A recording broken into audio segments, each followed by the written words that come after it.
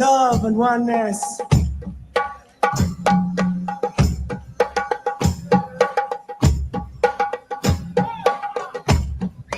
Bongo Manasco.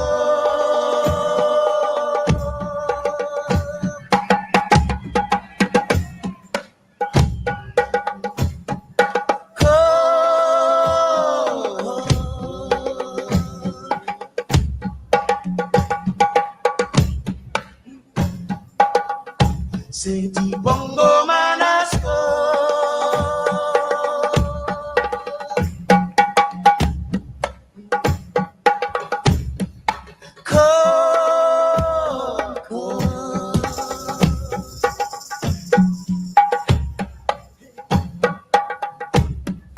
Bongo manasco.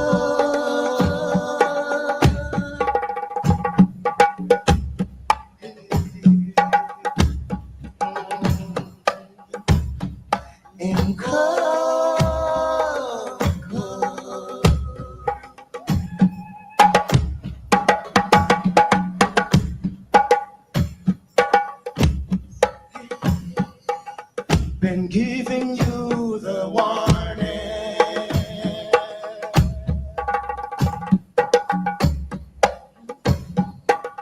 The new day has dawned.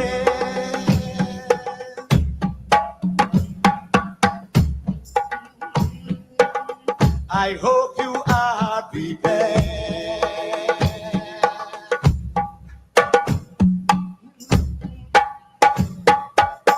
The bongo man is here.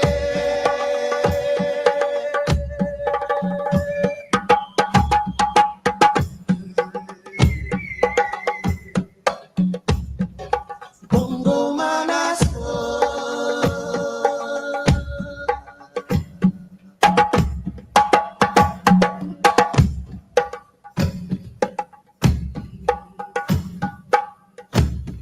him call.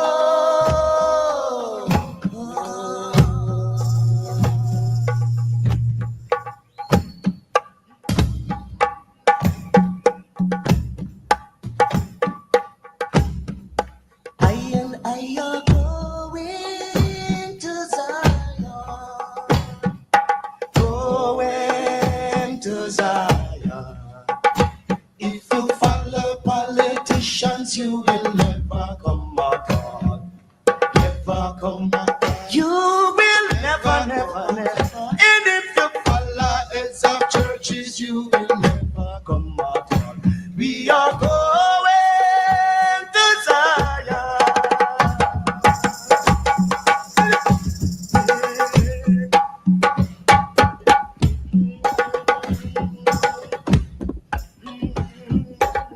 I hope you are prepared.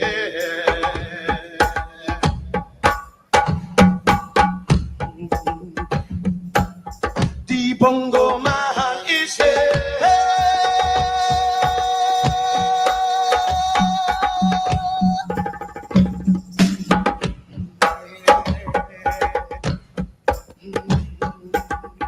Say the bongo man has him come on now.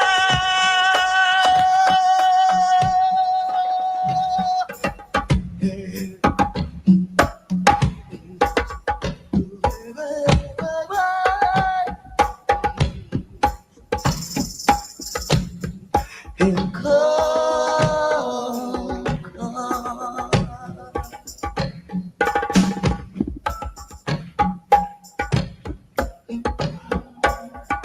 Natty Congo, I ask him, come on, nana.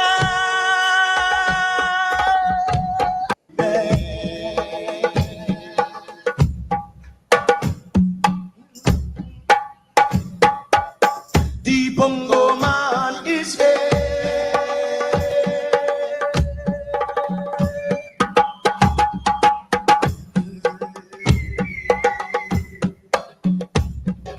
Bongo man has come.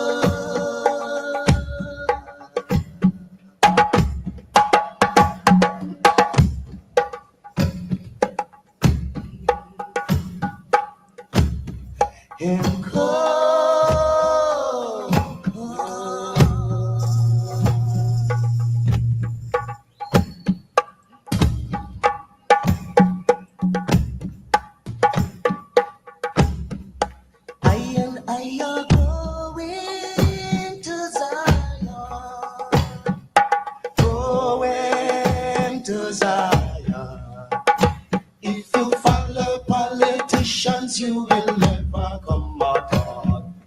Never come apart. You will never, never, never. And if you follow heads of churches, you will never come apart.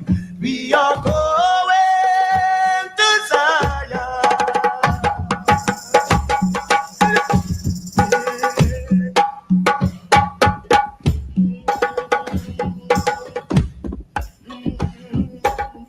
I hope you are prepared.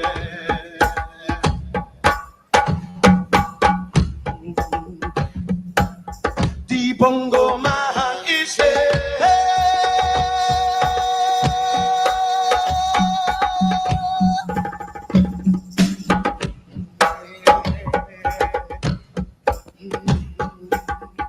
Say the bongo man has him, come on now.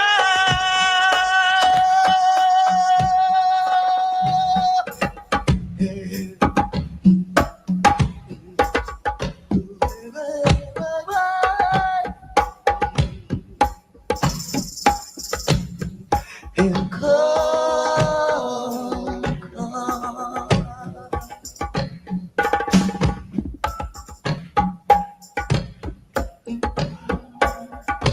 Natty Congo, I ask him, come on, Nana.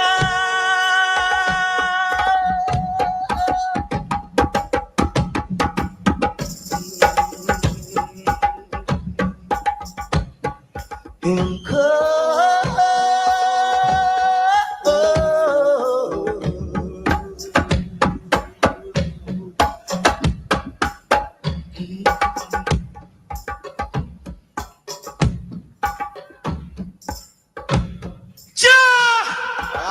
Rastafari.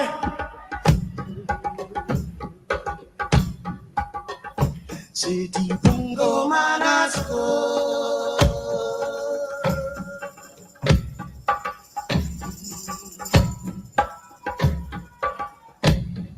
In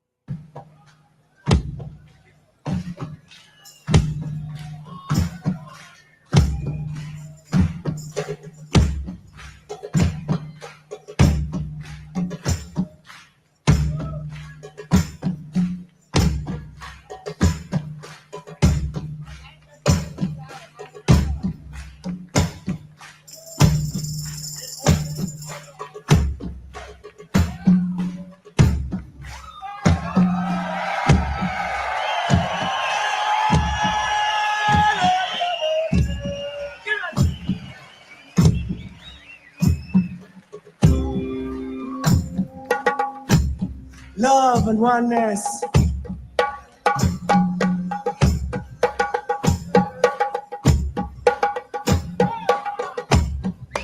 Bongo man has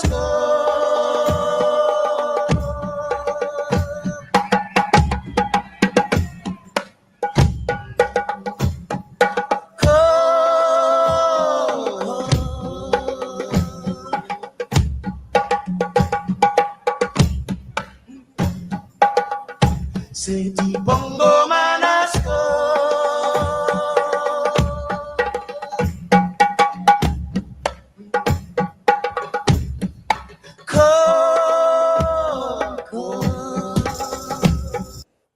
You know, I've always found it strange. People really want to save money, but are so willing to toss their hard-earned coin into a 3-foot pool of disappointment. Good evening.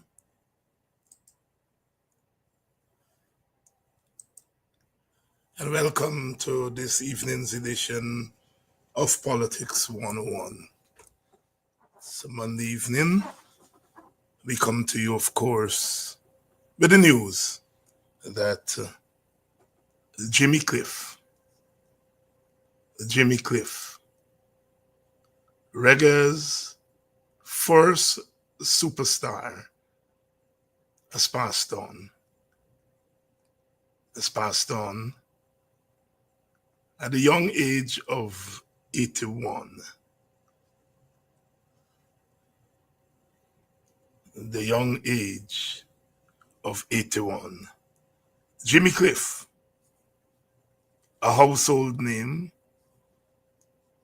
to generations, starting with the generation of the 60s.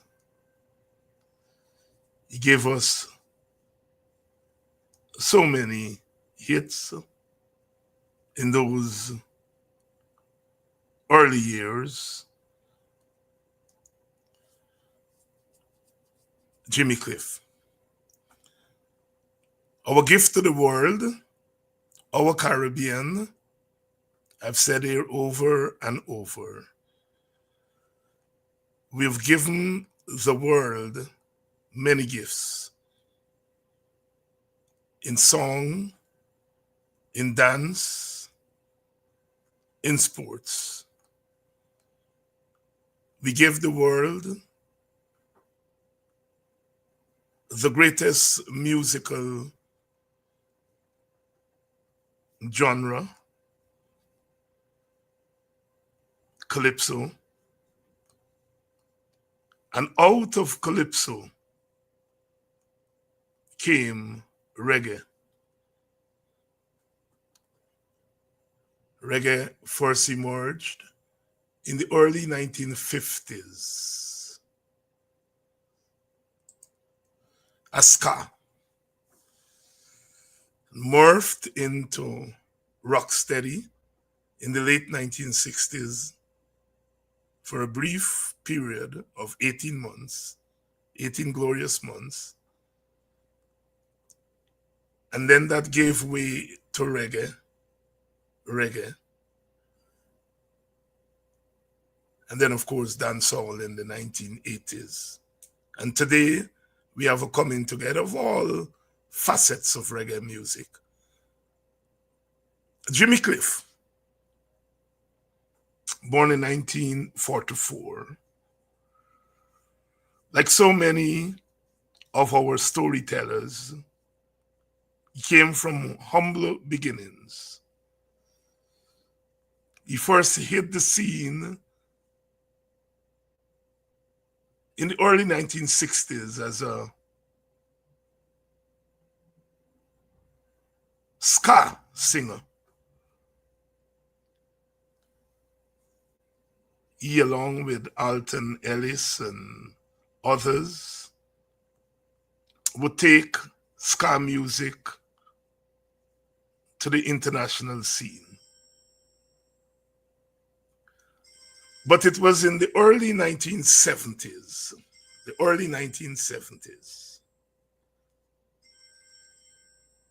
when Jimmy Cliff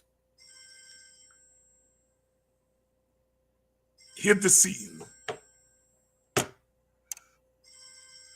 He was the star in the first Jamaican film made by Jamaicans for Jamaicans, where the stars were Jamaicans. The harder they come, Jimmy Cliff was the star in that movie, The Harder They Come. And the music for that movie, the music for that film, was Jimmy Cliff's music. And the music became the first reggae album. First reggae album, Jimmy Cliff, not Bob Marley, Jimmy Cliff. The first reggae album. Wonderful World, Beautiful People. Oh, my generation would remember that well. Wonderful World, Beautiful People, Jimmy Cliff. The first reggae album. Jimmy Cliff starring in the first Jamaican movie, The Harder They Come. Jimmy Cliff, the first reggae superstar. That movie put reggae music on the world map, and Jimmy Cliff was there. That first album, Wonderful World, Beautiful People. So many wonderful songs. Many Rivers to Cross is a forever classic, speaking about the struggles of the African and West Indian, constantly crossing rivers, many rivers to cross.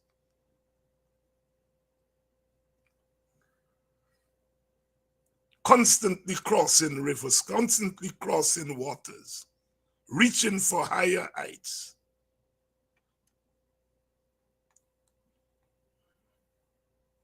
Sometimes I feel like committing some dreadful crime, but only my will keeps me going on. Many Waters to Cross became an anthem for the struggles of African people all over the world.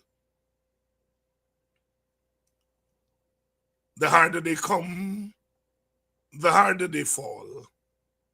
The defiant spirit of the African, of the West Indian. The harder they come, the harder they fall, one and all.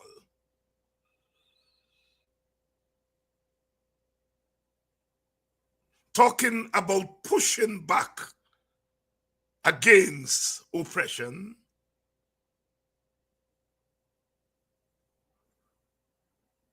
and fearing no one. The harder they come, the harder they fall. And who can forget Vietnam? Vietnam, the anti-war anthem of our generation and generations to come. The mother getting the call that her son has died in war.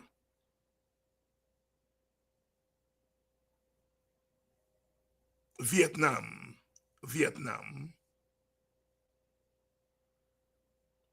Jimmy Cliff. Before Bob Marley, before Peter Tosh, did for us Caribbean people mark our name on the canvas of the world. Before Michael Manley, before P.J. Patterson, there was Jimmy Cliff. Bongo man has come, bongo man has come. Oh, and that beautiful voice. That beautiful voice. Thank God. Thank the ancestors for sending him our way, so that he could speak for us, of us, and with us. Brought joy to so many of us. Wonderful world, beautiful people.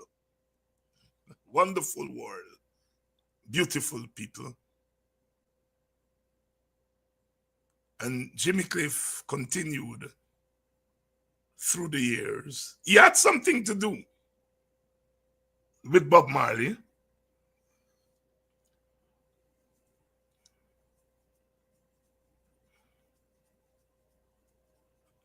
Remember, Jimmy Cliff had signed with Island Records in England. He was their star. Bob Marley had left school and wanted to sing, and they wanted to name him Adam. And Jimmy Cliff said no. not Adam. So he retained his name, Bob Marley, Robert Nesta Marley. Jimmy Cliff had something to do with that.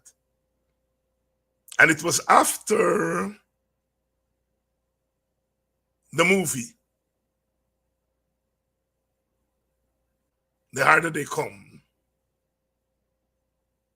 that Jimmy Cliff felt he was going nowhere fast enough with Island Records. And he decided to part ways with them. And as Island Records will tell you, when Jimmy Cliff walked out the door, in walked Bunny Wailer, Peter Tosh, and Bob Marley. And the rest is history. And that movie, The Harder They Come, was about the record producers robbing the singers, the reggae singers, not giving them what was due to them. But the movie became a reflection not just about what was happening to reggae singers, but what was happening to the people of Jamaica and the Caribbean.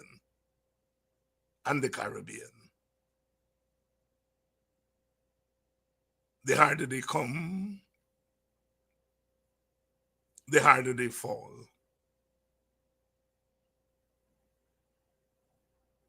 That was 1972. I think by 1974, we in Guyana got our own first Guyanese movie, Agro Seaman.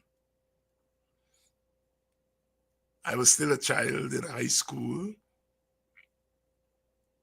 And thanks to our teacher, our English and literature teacher, Mr. Paul King, he's somewhere now in Canada. But about 5 or so of us students from Buxton Secondary School, Buxton Government Secondary School, got parts in that movie. We went down, took us down to town, and we auditioned, and we got parts. I remember playing the part of little schoolboy towing my classmate on the bicycle, and at the corner there, Freedom House and that cinema there, the seaman knocked us over. The seaman would go to people's place and pretended that he came from the furniture stores and repossessed their stuff. Wonderful world, beautiful people. The early 70s. Jimmy Cliff was a product of the Black Power movement. That generation of the late 30s and early 40s. Peter Tosh and Bob Marley and Bunny Wailer. Before them, Jacob Killer Miller.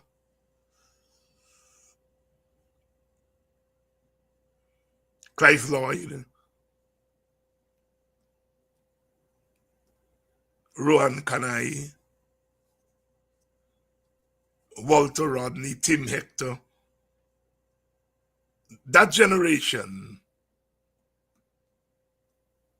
that came at the tail end of the decolonization movement, and so therefore launched the independence movement, their independent sons and daughters.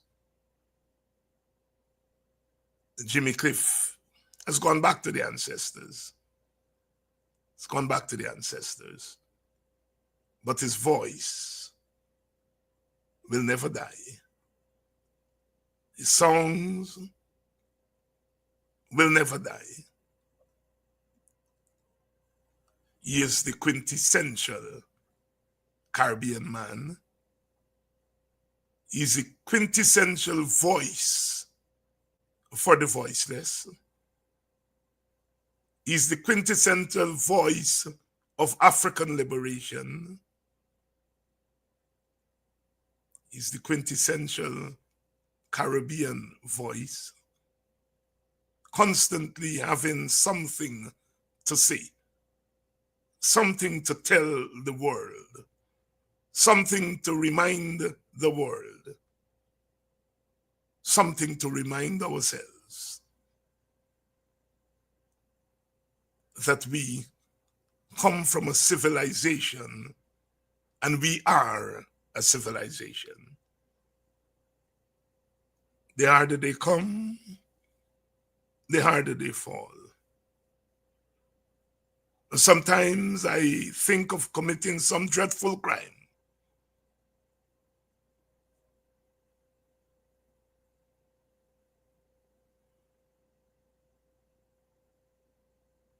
I'd rather die than to live as a slave. Thank you, Brother Jimmy.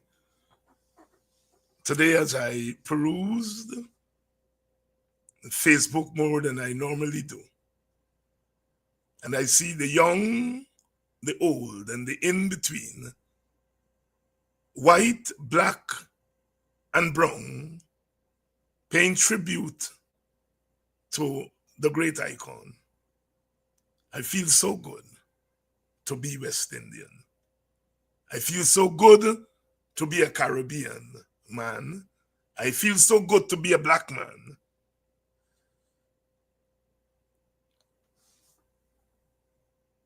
With whom and with what you identify. That's where the identity comes from.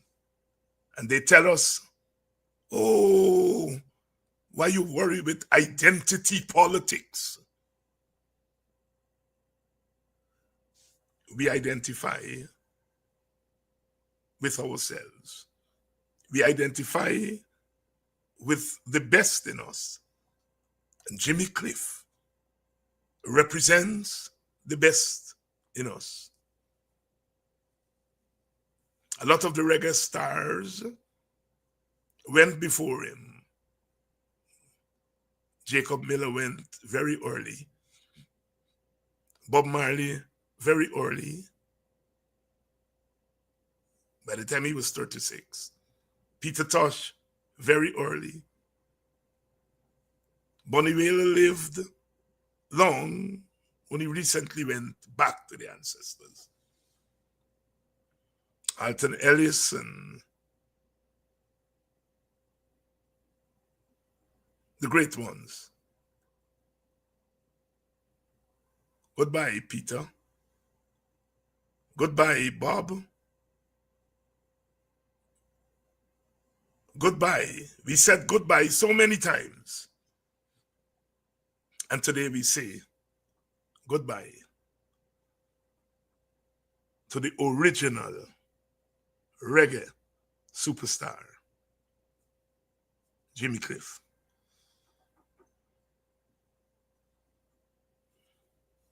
Good evening. Good evening to you. And welcome to Politics 101. So much to talk about. Today's Monday. Today's what I call MP Day. This morning I was on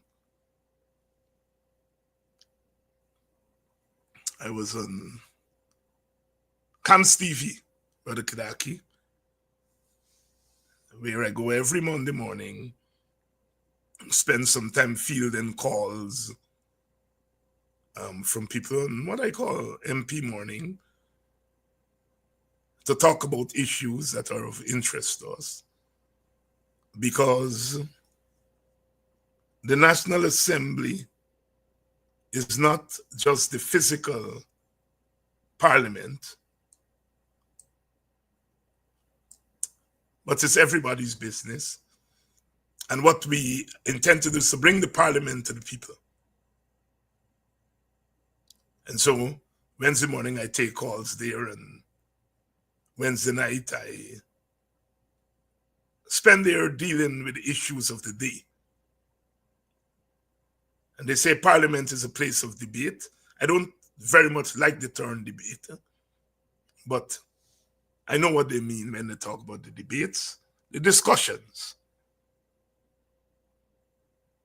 And this morning we began to talk about the issue of the EU, the European Union observer team that gave a preliminary report, but then they handed over the full report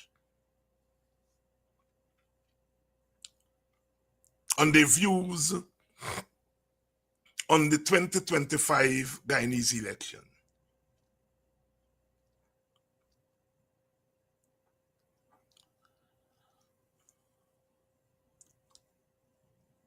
And my God,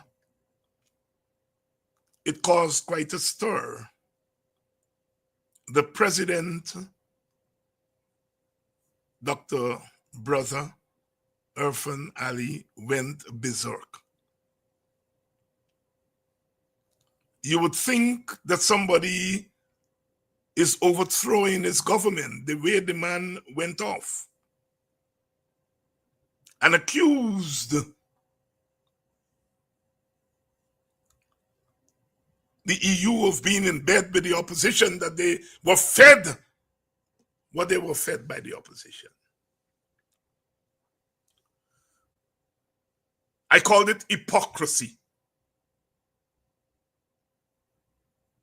And that may be a mild word to describe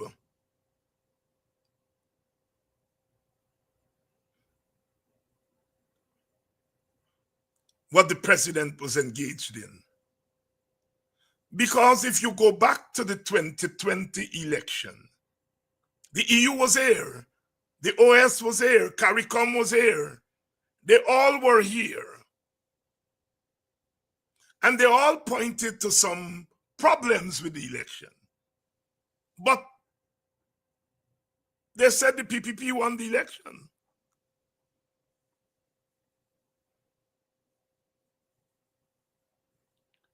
And of course, we had Order 60 and the recount. Many of us still believe that that recount was unconstitutional. But they went ahead with the recount anyway. And what the recount showed was that the PPP engaged in a lot of rigging of the 2020 election. We know what the story is. People who voted who were not in the country.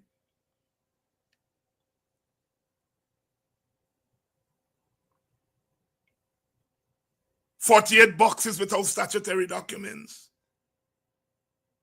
Those are the more extreme. But the EU and others said the PPP won. And I remember Nandalal saying to us, "Shut up. What are you all talking about? What's in the box and who was in the country and who wasn't in the country and voted? What are you all talking about? All the international agencies said we won, so we won." That's what they said. When the PPP was asked of proof, what is the proof that you won? The international agencies, all of them said that. The Americans, as they would do, a year later, they slide in and said the government was installed. But the PPP told us they won because the international agencies say they won. So they set a standard by which you evaluate elections. Once international agencies say you win, you win. That's what the PPP told us. They set a standard. Well, fast forward to 2025. the EU took the lead. They repeated what they said in 2020. But this time they amplified it. Flawed voters lists. No biometrics to ensure the identity of voters and to guard against voter impersonation. But they went further. They zeroed in on some things that we took for granted.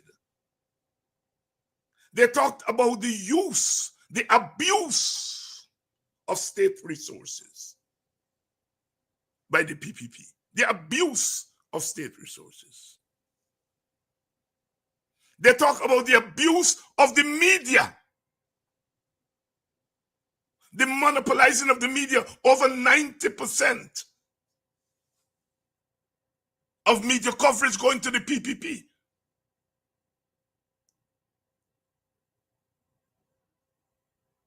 They talked about the lack of campaign financing, which means that the party in government can spend state monies and buy votes.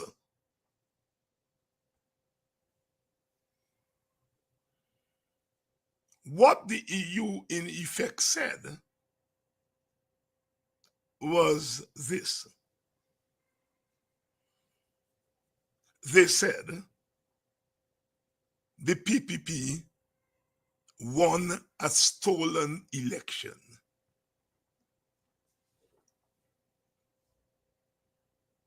That the election was free but not fair. And so the PPP won an election that was free but not fair. When I say free election, they mean that the election happened, people participated in the election, parties were able to participate. It was free. You know, it wasn't one party election. It was multi-party. But it was not a fair election because the playing field was not fair. The electoral architecture was flawed.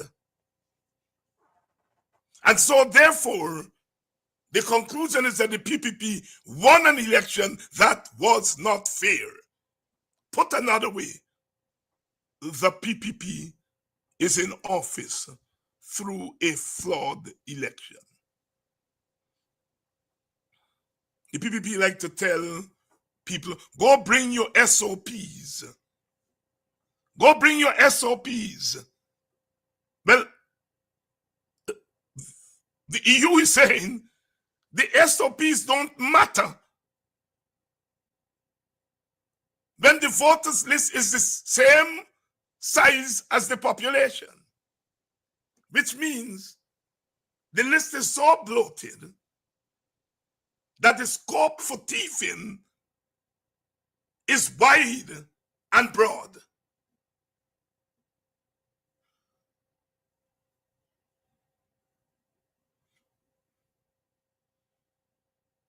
No, let us go back to the PPP's standard for judging election, adumbrated by them in 2020.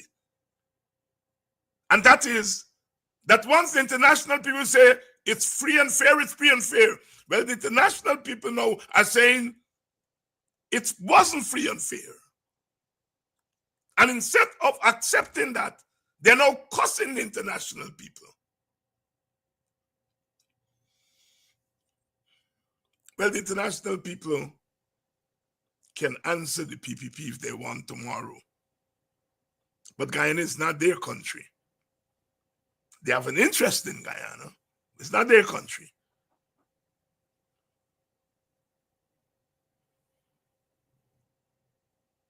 The PPP is hypocritical. They change the rules of the game as they go along.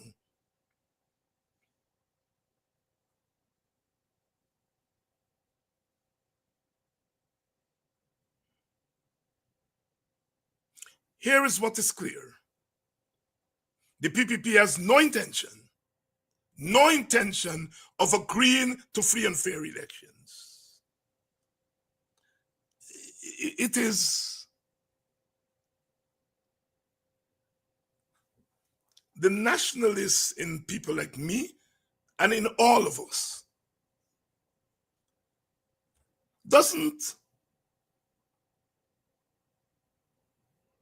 accommodate easily the fact that white people have to come in and say something wrong before we accept that it's wrong. We know it's wrong and we've been saying it's wrong. You know, when white people say it's wrong, it gets more attention. And that doesn't sit well with us in nation. But we have to be pragmatic and realistic to say we live in a world in which ultimately what happens at the level of our politics and economics are determined by external forces. Professor Rex Nettleford, in an interview with me several years ago, said globalization is a new designation for an old obscenity. And that obscenity is the desire by the first world to control the rest of the world. And so slavery was globalization.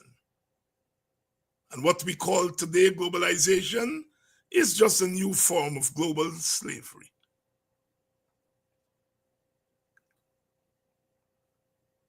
And we in these parts can barely protect a little of our sovereignty. And so the reality is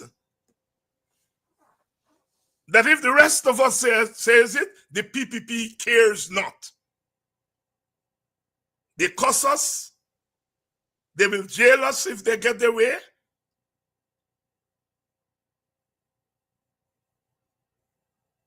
So it takes the white people to come and say it.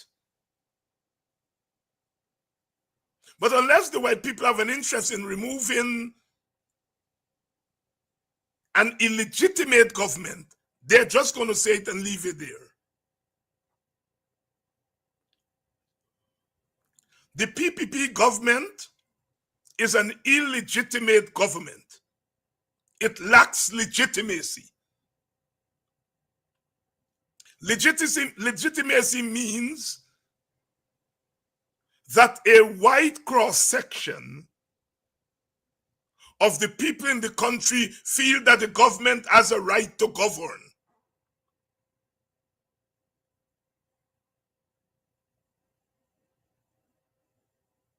And that is not so.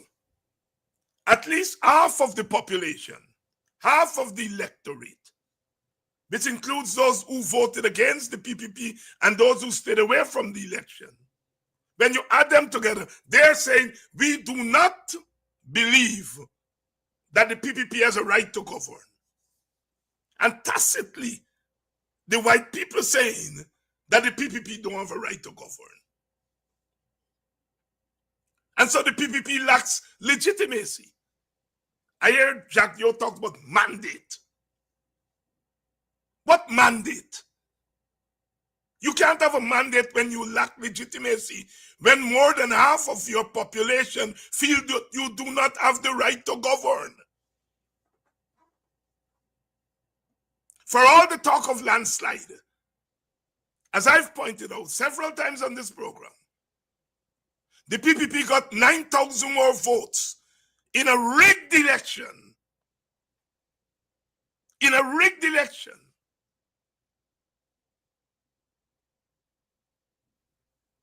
The voters list was rigged. The mechanism for voter identification was rigged. Access to the media was rigged. Access to resources to fight an election was rigged.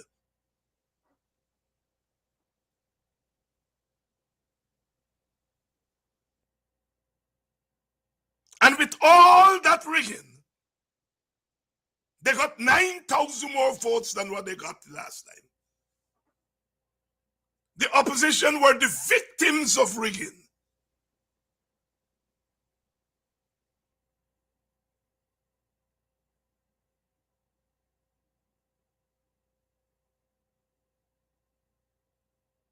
And they lost votes. The PPP wasn't victims of rigging, but all they got is 9,000 votes. More than the last time. Some cynics will ask, well, if they rig, how come they got just 9,000 votes? If they rigged, they should have got 90,000 more votes.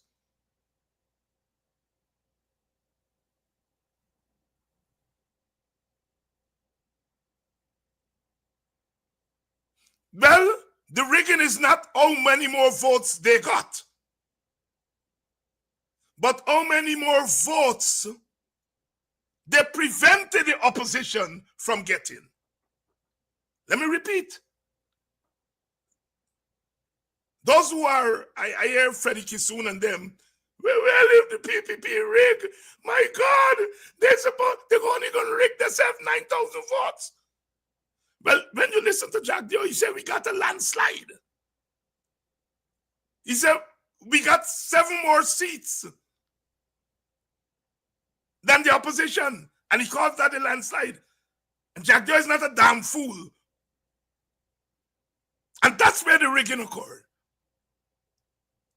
It's not how much you give yourself in terms of the number of votes you got than the last time, but how much you denied your opponents.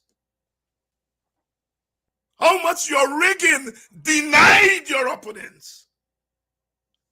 That's where the PPP benefited from the rigging. You remember mathematicians when they looked at the number of votes that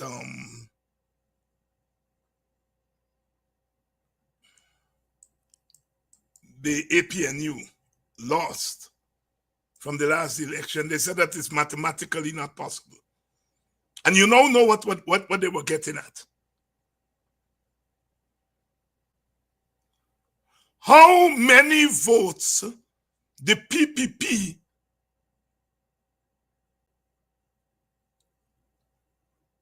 was able to deny the opposition by the rigging?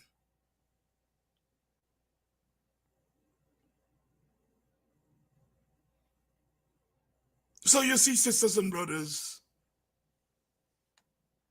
why we were in trouble as a country.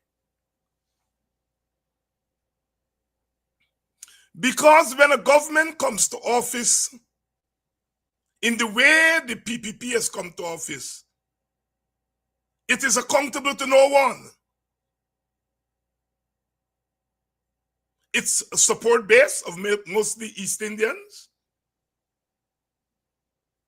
Vote for it based on ethnic loyalty, not based on any policy. Ethnic loyalty. And nothing is wrong with voting based on ethnic loyalty. I have no problem with that. If Indians, the vast majority of them, feel that the PPP is the best party to represent their ethnic interests, more power to them. More power to them. I'm just saying, when African people choose another party or parties to represent their ethnic interests, don't call the leaders racist.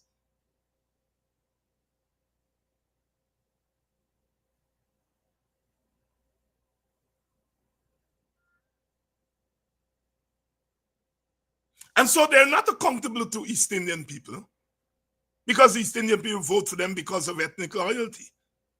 And Jack Dio said, as he said during the teacher's strike, don't worry about all them Indian people who join the teacher's strike. When election day, he know where they're going and vote. And Jack Dio is not an Obia man. So he didn't know it because of Obia. He knows it because he understands the sociology, the political sociology of the Indian community and by extension of Guyana. And he doesn't have to be an Obia man to know that teachers may come out and strike against the government, but on election day, they go in and vote PPP.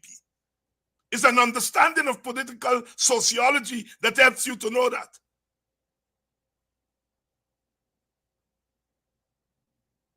And he knows that African people are not going to vote PPP. But what the PPP skillfully did is to create so much confusion in the African political mind that the African political mind lost sight of what was happening around them.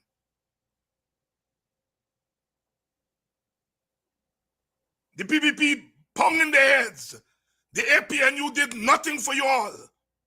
Pong in their heads that we have come to the end of race.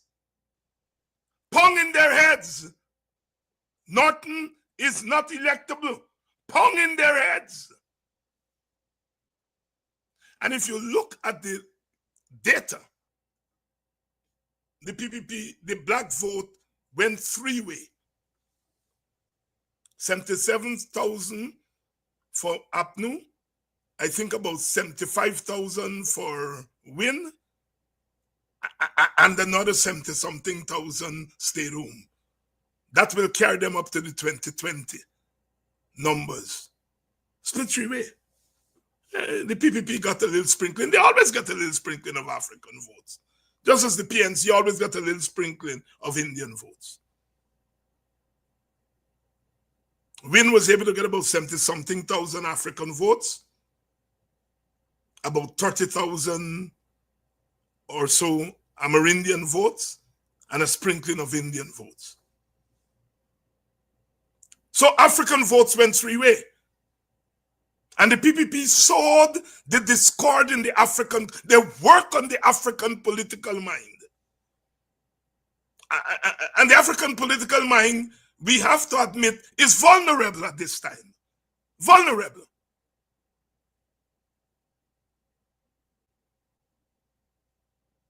There's a feeling that you can't win the PPP. They're looking for some savior. Understand it was a Messiah. We come out of a history of Messiah politics.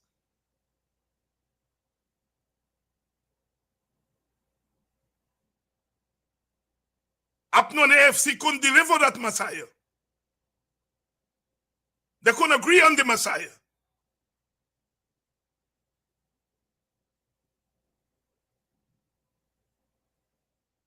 So this divided African electorate. Some of them decided to look other way, and they saw in Muhammad this little boy that the PPP beating up. And they suspend their disbelief. You know, when you go in the movie, in theater, they say when you go and watch a movie, you got to suspend your disbelief, because when you see a man up on a skyscraper and he jumped down from the skyscraper and jumped down to the ground and he ain't break a bone, you know that it's not possible, but in order to follow the movie, you got to assume that it's possible. And African people know of the history of Mohammed's, the political history of Muhammad, the closeness to the PPP. But for good or for worse, they chose to blank that from their consciousness and say, boy, here is a Messiah. They went against the grain. The PPP worked for that. I think the PPP was sensible enough to know that they were not going to get African votes. They wanted enough to create the facade of rigging for the rigging. So that when you rig, you say, well, it's not rigging, African people vote for us. So the fact that they only end up in 9,000 votes showed that the plan backfired. Amerindian people peeled away from them. They were hoping to get a couple more thousand African votes, peeled away from them. So they were looking, remember they were talking about 2/3. And they were hoping with the Amerindian vote and a little more African vote, they will get to that 2/3. So when people are asking, well, if they rig, oh, they only rig 9,000. Well, you know, rigging has to fight, you know. Because the kind of rigging that the PPP is doing is the kind of rigging where they're hoping not to get catch. So they're setting traps. And what happens is the traps that they set backfire on them. The Amerindian people got to Mohammed, large numbers. The African people went to Mohammed. So Mohammed is the PPP's sworn enemy, not because of some alleged crime that Mohammed commit. The people could care not about the PPP. It's a criminal cabal. They don't care about Mohammed alleged crimes. That's not their anger at Mohammed. Their anger at Mohammed is as my friend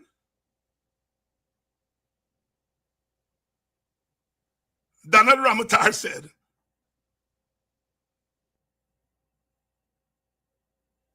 the PPP beat the bush and Mohammed catch the board. You see, that's the anger at Mohammed. The anger at Mohammed is not no crime that Mohammed is alleged and some smuggling and so on. Smuggling, the PPP been supporting smuggling from the time they came to office. They were supporting smuggling since under Jagan.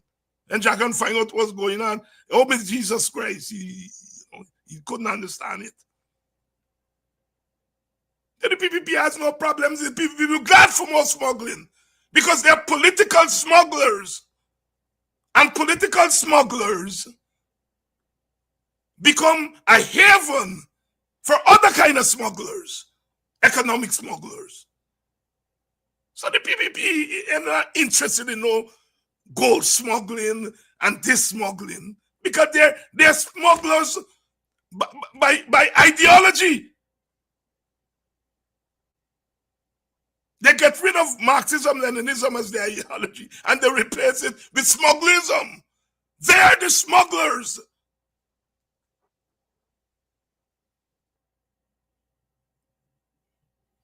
Their problem with Mohammed is that Mohammed reaped what they did. They created the confusion in the African political mind.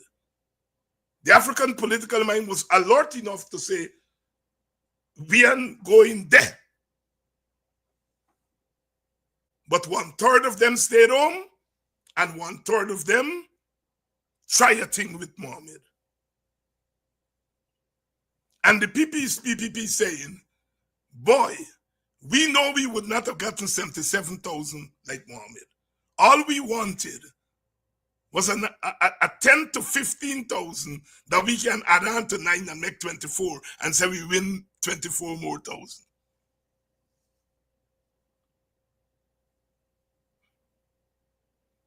So Mohammed upset the apple cart.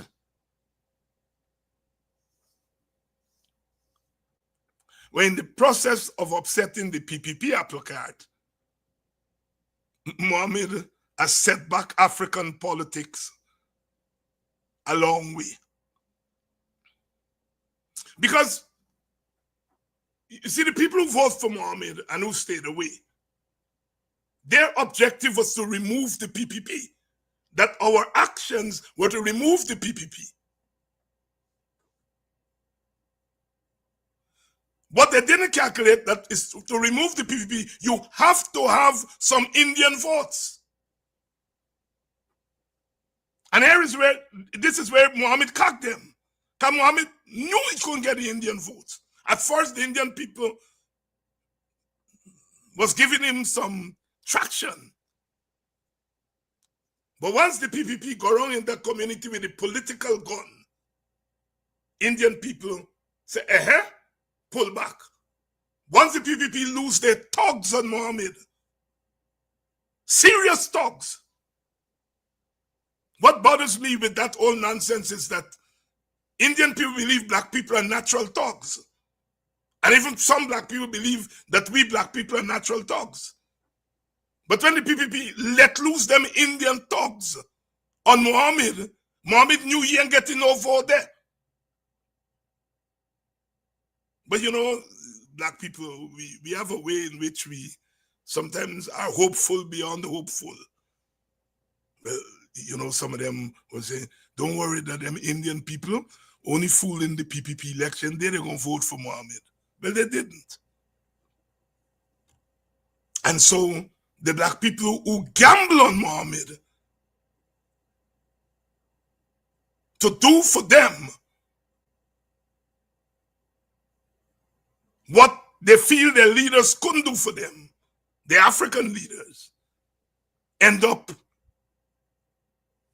holding the bad end of the stick. And that is what played out in 2025, sorry. 2025 is an extension of 2020. But it's much more complex than 2020. The rigging was done through the system. The system is a rigged system. That's what the EU is saying. But when you're rigging through the system has to deliver the numbers to you.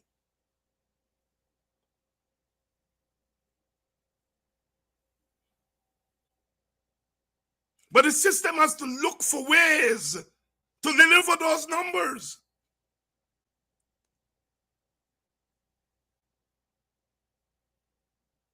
And so in the end, what black people did is deny the PPP total compensation for the rigging. The rig, and they get part compensation.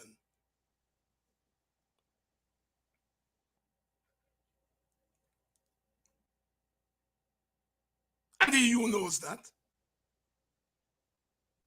The EU knows that. So what the PPP did, what the EU didn't spend a lot of time on or spend any time on, was voter suppression. They suppressed the African vote.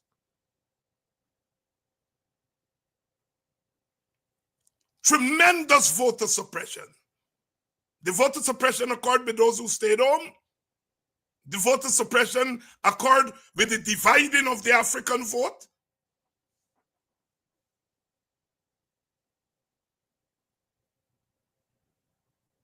Jadjo was very clear. The PPP didn't win Region 4. They got the most votes in Region 4. But when you add the votes of the others, it's more than their votes. But they end up getting the chairmanship and vice chairmanship of Region 4.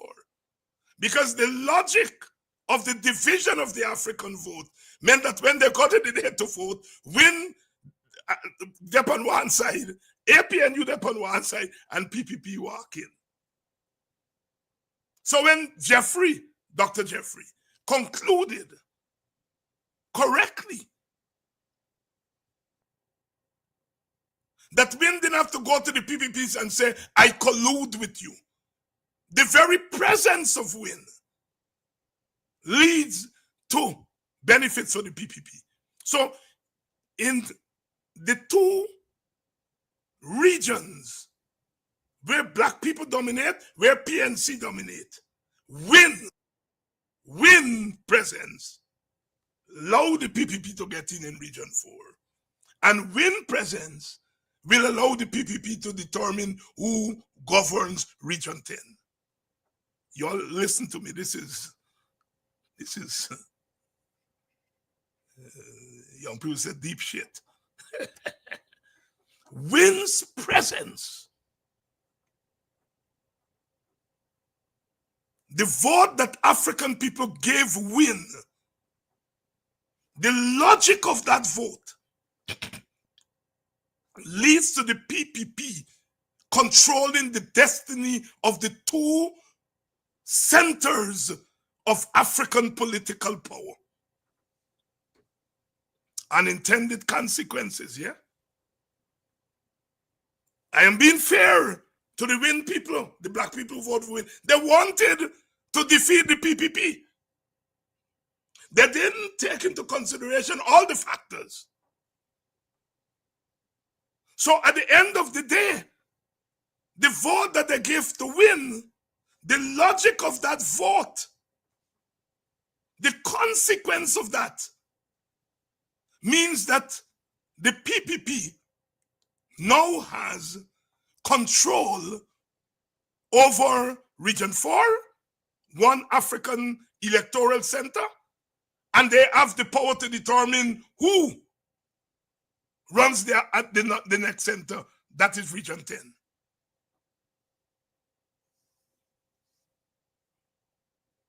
You see, the PPP jumped on my thesis, my approach. I said very early, when I look and I saw where the politics were, I was in no doubt in my mind. No, absolutely no doubt. And I know Obia man. I sometimes glad if I had some Obia powers, I would have done wonders. This country would be straight. But it's not over, Obia. I knew that Indian people were not going to vote against the PPP. I came to that conclusion because of my little understanding of politics and Guyanese politics. See, people have to have incentives. And I asked myself, what are the incentives for Indians voting against the PPP? And I couldn't find any rational incentive beyond, well, you know, morality and the PPP is doing bad and Indian people are doing the moral thing to do is to vote against the PPP. Well, morality and ethnic loyalty don't mix. When people have a choice between morality and ethnic loyalty, they chose ethnic loyalty for obvious reasons. For obvious reasons. And then they construct their own morality within that. So I knew that unlike 2011, when a small number of Indian people moved away from the PPP because there was a Nagamutu, there was an Indian element that was strong enough to draw them away from the COP. And that was Nagamutu. The Nagamutu effect in 2011 and maybe 2015. If you take Nagamutu out of 2011, 2015, Indians would not have come across to the APNU. And so I knew in 2025, there was no Nagamutu. There was no Nagamutu effect. And so I concluded that Indian people are not going to move from the PPP, not even small numbers, because there was not the Nagamutu factor. And so I concluded the next thing for African people to do was to maximize their numbers in one place, because Indians are maximizing their numbers in one place. And we don't know what the census is. We don't know how many Indians, how many Africans in the population. But you're taking the chance, I reasoned to African people, that you have to assume that your numbers are as close as Indian numbers. And if you maximize your numbers, as they're maximizing their numbers in one place, it then is left to the Amerindian vote to break and to determine who wins and who loses. The PPP spot what I was arguing, and they jump on me and made me and the WPA racist. Imagine David Einstein telling black people, and you get some of the, but and the PPP, the PNC, they're not going into Indian areas. How are you going to win an election? I ain't calling people name because I don't want they cuss me again and say me call the name. But you see them there. Only a fool breaks his own heart.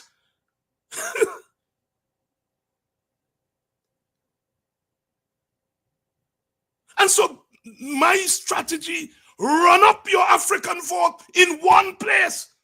And the way you do that is all the African leaders stay together. So you with your 5,000, you with your 3,000, you with your 1,000, you with your 100,000, all of we in one place.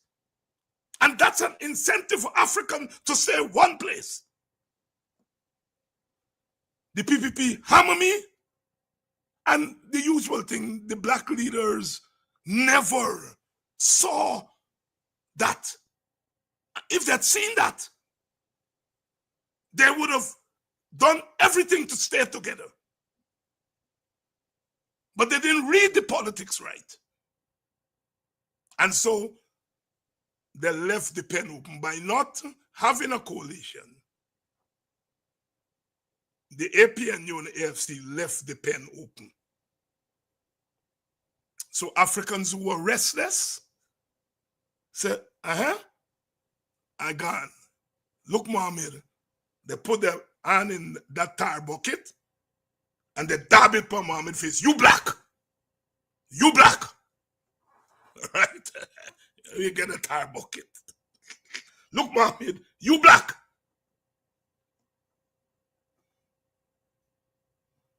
And they go to Mr. Steele and they put their hand in the bucket and they dab Mr. Steele. You black.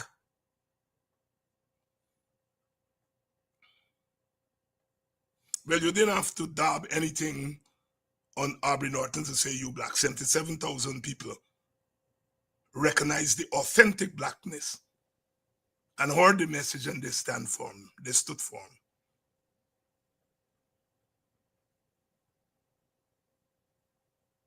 There are a lot of young African people today embarrassed. What they now realize what they did, meaning they now realize what their experiment led to. They're embarrassed. I hardly meet people who tell me they vote win. I know a lot of them vote win. They don't tell you. They shame. And they're the diehards in front of the court and so on. When Mohammed get thing, they will thing and so on. But those who made not an economic decision, some people say, look, Mohammed get your own money, and he don't need government money. When he get into government, so he build house to people. When he was out of government, he gonna share money and build house when he get into government. You can call it crooked reasoning, but it's real. There's a minority, a tiny minority of Africans who I think went down that road.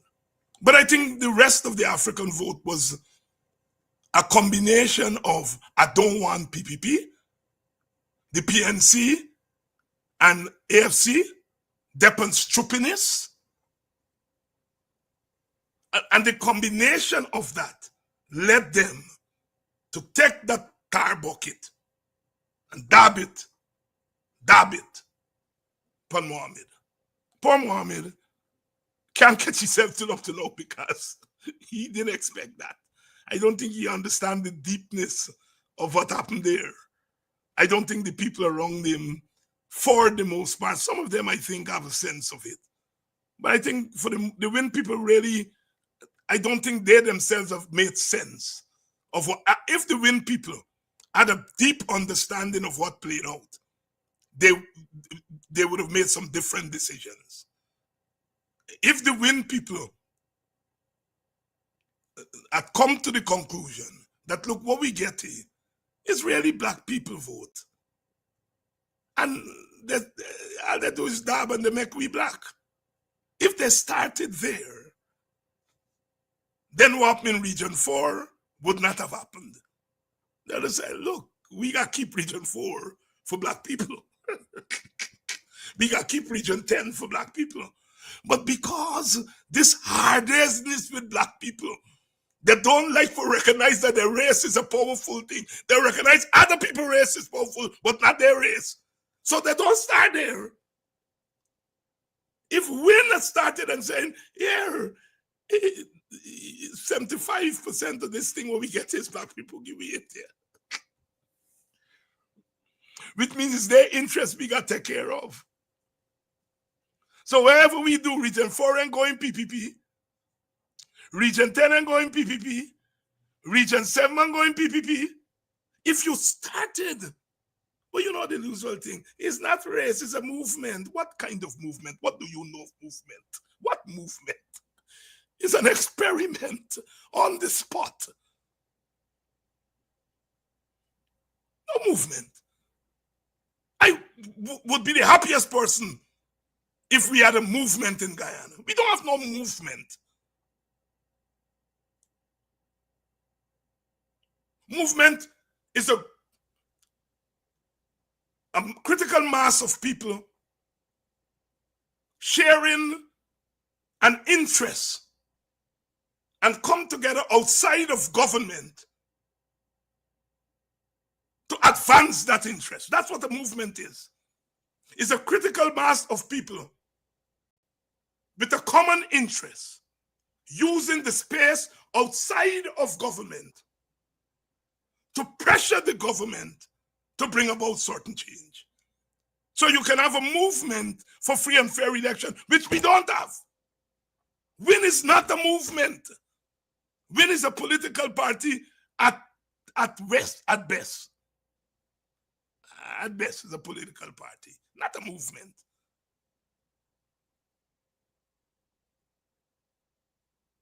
And if WIN had started by being practical and said, we strike gold, and we strike gold because black people try a thing, and we got to take these black people vote, and the Amerindian vote, which is an anti-PPP vote, and keep the PPP out.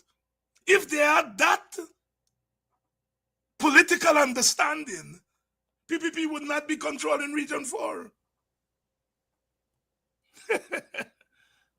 So, black people get cocked all wrong. They believe they were doing something noble. And I am defending them. They believe they were doing something noble.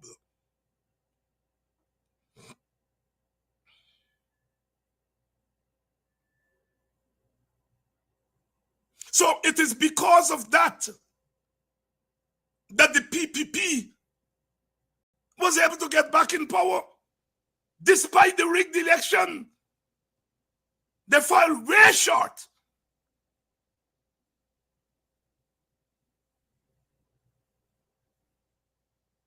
But they were able to scrape through because the African vote went three-way. The Amerindian vote, for the most part, it looked like 60% of them went to WIN and the others went to the PPP. So even the Amerindians didn't go three-way. The Amerindians went two-way. And so the Amerindians are not hurt as much because they give some of it to the PPP.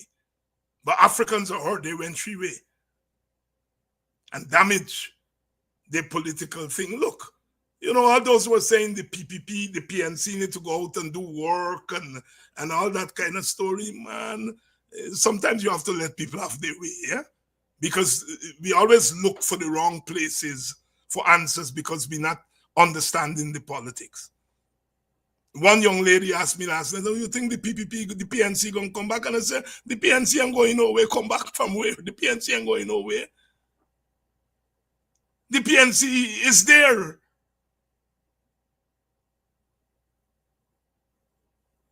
All we have to understand is the dynamics of what happened at the election and fix the dynamics.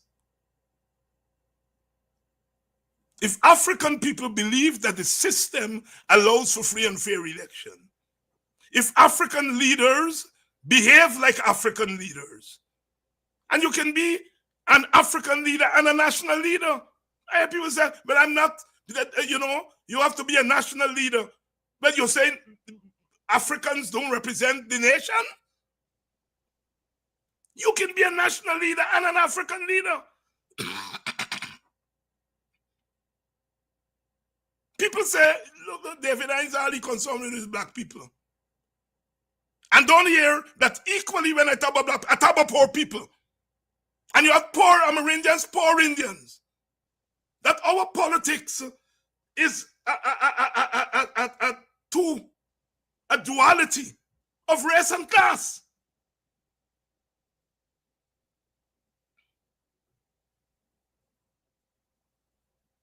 And insofar as you advocate a class politics, poor people getting beat up, that's the national. And your communal politics is the ethnic group from which you get your sustenance.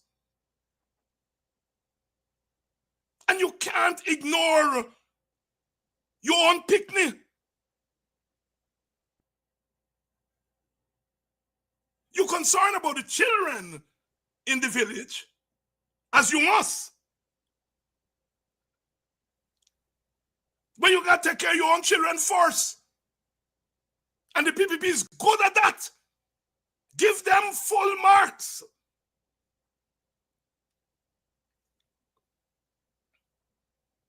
You know, I hear people say, well, Mohammed, just go and he stand up and he listen to people and that's how we get votes. No, that's not how we get votes.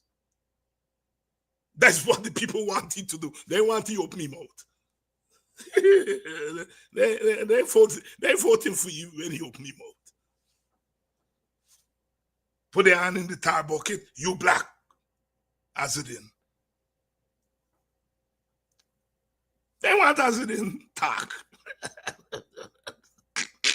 That's not they want Azadin. Some people say Azadin, just go and listen. You think black people want Azadin talk? They want to talk. It's just a medium through which they're playing their chess game.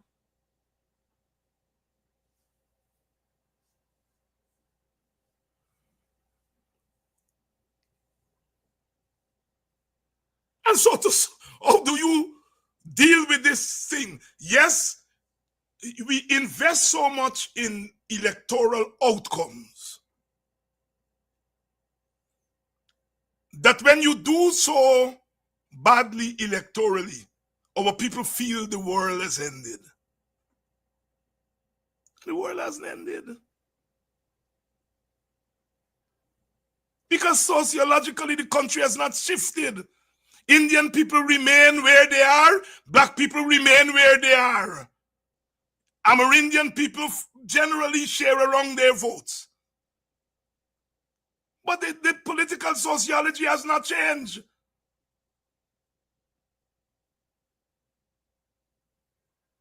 Look, PPPs coming into African areas and holding meetings they didn't do. Because African people, they're humans. They have a sense of humanity.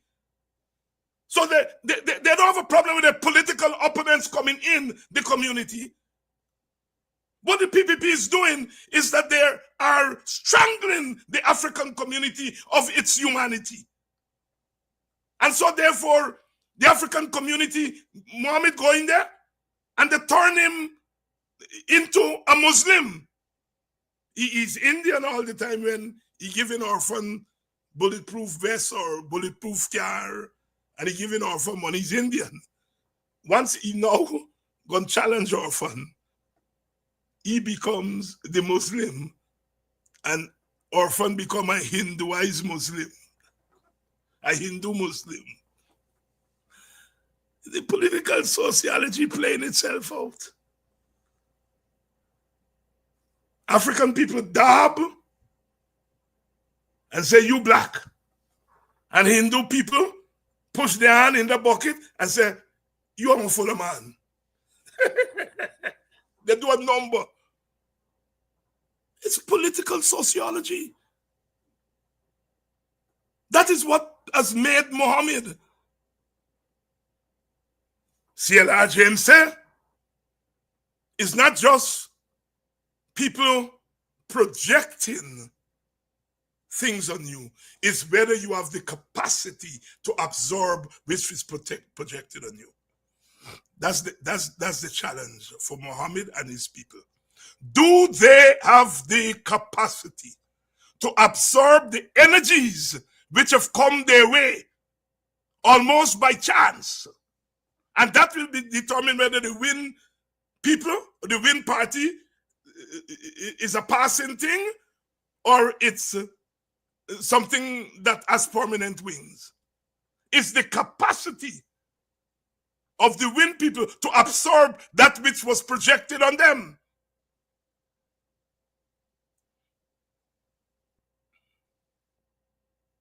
You make your choice.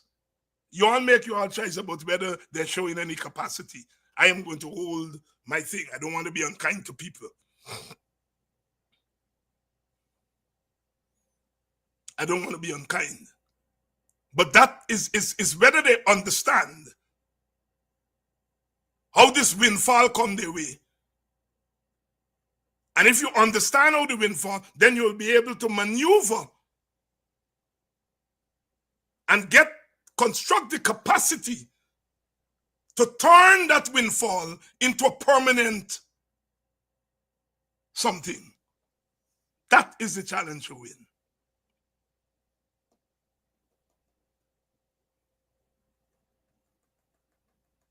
You got to give the PPP. In this the thing, you got to give the PPP for having a better understanding of race and race politics and ethnic politics than the other players. They don't use that understanding in a worthy way.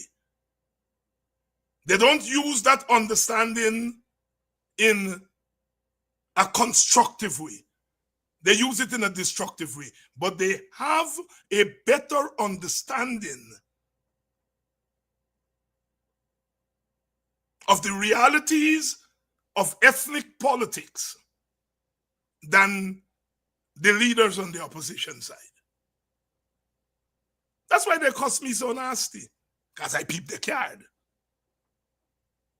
And I understand it just as how they understand it. But I want to use it in a constructive way, not a destructive way.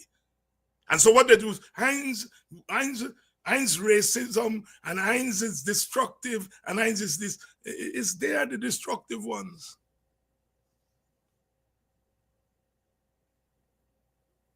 Race could be used in an honorable way in Guyana.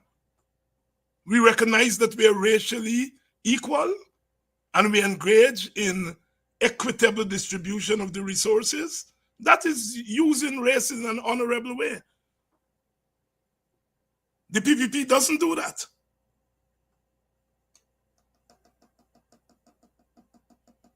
I'm in favor, my party is in favor of ethnic impact statements to show how the resources are being divided ethnically. The PPP is opposed to it. PPP got something to hide. If it turns out that black people getting 75% of the resources and Indian and Amerindian people get 25%, I'll be opposed to that. I'll be opposed to it. If it turns out, as I think it will, that Indian and Portuguese people, Indian and Portuguese elites get their hand in 90% of the wealth, I'm opposed to that. I'm opposed to Indian domination of the economy. I'm opposed to African domination of the economy. I'm opposed to Portuguese and Amerindian domination of the economy. I'm opposed to ethnic domination of the economy, period. And I challenge the PPP. Let us get the numbers out there. And I give my word that if African people control more than 50% of the wealth in this country, I am going to fight to equalize it.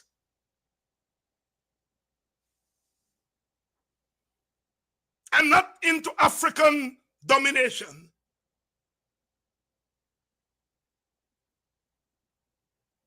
I'm for African pride, African dignity, but not African domination.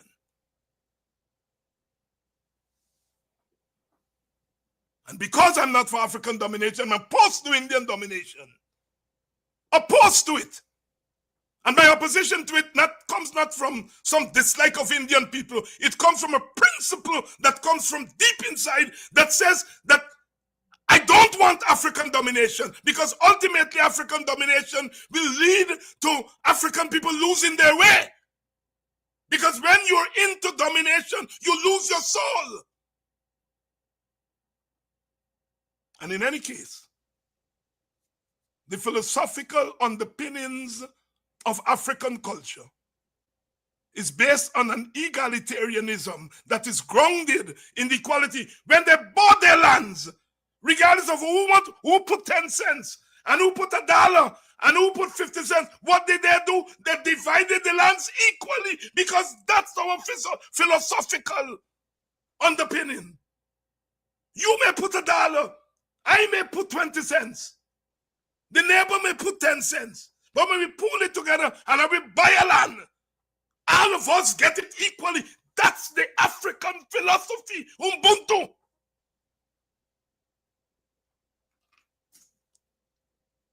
That's why we ought not to be ashamed as Africans and to allow people to get us into becoming this individualist where we're eating up Matty left, right, and center, and the rest of them laughing.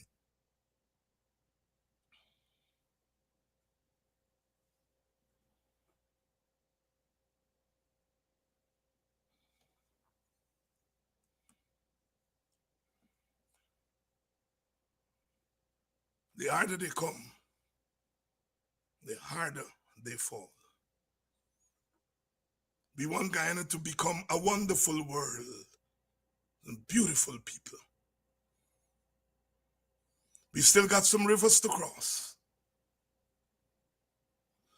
We may not seem to find our way over today, but tomorrow, the beautiful shore on the other side will become clearer if we fight. The Bongo man has come. Bongo man, we not for war. Today they call it a zone of peace in the Caribbean. 60 years ago, Jimmy Cliff said, Vietnam, Vietnam. No more war, no war. Rest easy. Rest in peace, my brother. We are still a beautiful people, striving to create a wonderful world.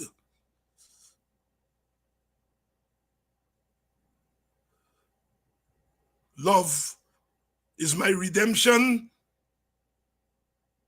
Love is our cornerstone. Let us not stop loving, even when they throw hate at us. Let's love, but let's ground our love in a resistance that sweep away the debris from the path. The harder they come, the harder they fall. Know what you're dealing with. We may be down today, but we shall rise tomorrow. Wailing and weeping tonight, but we know the morning is going to bring, if not full joy, it's going to bring some sunlight.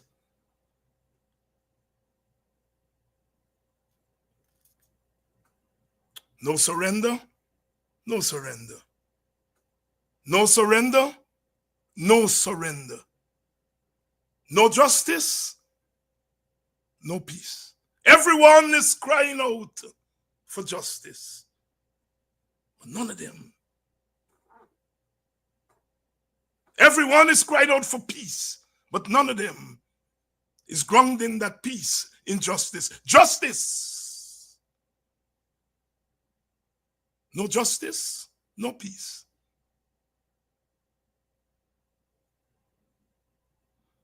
I am giving them the warning, says Brother Jimmy Cliff. We are giving them the warning. It was not always like this, and it will not always be like this. We still got some stones. We still have some fortitude. I'm not saying testicular because that is too masculine. But we got a lot of fortitude left. God is not finished with us yet. The ancestors are not ready for us to come home yet. And even if we are going home, carry me back to my mama country, carry me back home. When me come in, I come with belly. When me go back, me not go back with belly.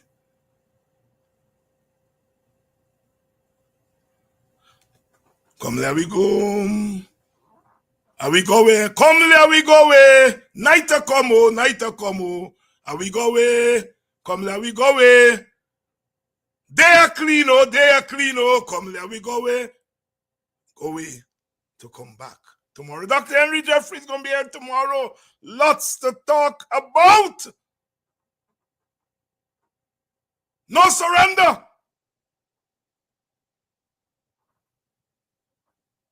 Never did. Never will.